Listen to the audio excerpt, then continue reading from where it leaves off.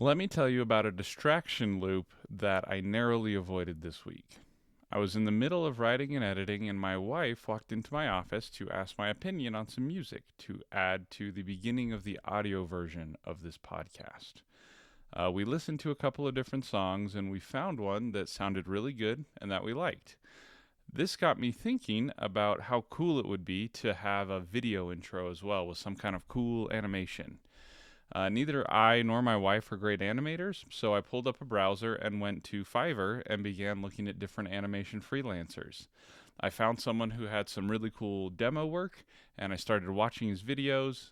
Then I noticed that he had Lottie listed as one of the tools he was skilled at. I was just about to open up another browser window and start looking up information about Lottie when my wife spoke. She thanked me and apologized for distracting me. Then she expressed that she hoped I could get back to work. I realized what was happening and that I had already, in just a few minutes, gone from focused to completely distracted. So today I want to talk about why that happens and how to combat it. What happened to me in this example was classic monkey brain behavior. And it usually starts off as a justification to your sage brain, the rational decision making part of your brain. It started off by listening to music to add to the podcast. Building out the podcast is important to me and to my sage brain, so this seemed okay. Then I had another idea for how to improve the podcast with the intro animation. Obviously, I needed to research that, and it seemed okay. Little by little, you can see how my monkey brain was luring my sage brain away from getting focused work done. Your monkey brain is a master negotiator because it has these three qualities. One, it understands what you want and what you care about. Two, it is persistent.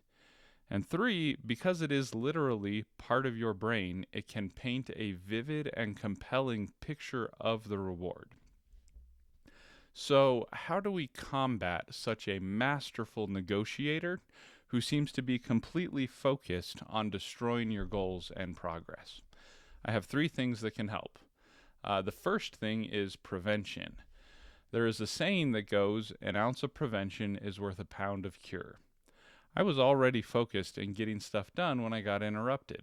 I was in flow.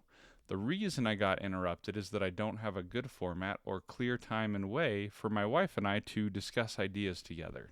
They usually just happen whenever someone thinks of one, and we usually end up interrupting each other to share. I know that I do it to her as well, so establishing a better way for us to discuss things would help both of us focus better.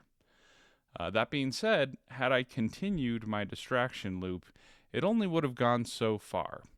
Maybe I would have looked at Lottie and possibly researched a course on learning it, but it likely would have ended there. I have always on preventative measures, so blockers that keep me from being able to open the most distracting websites like Facebook, Instagram, TikTok, etc. So my binge would not have gotten to those bottomless pits of content and distraction. The second thing is accountability. The thing that made me realize I was getting into a distraction loop was that my wife called it out for what it was. She understands how I can get derailed, and she pointed it out. This gave my sage brain enough space to take back over and get me back on track.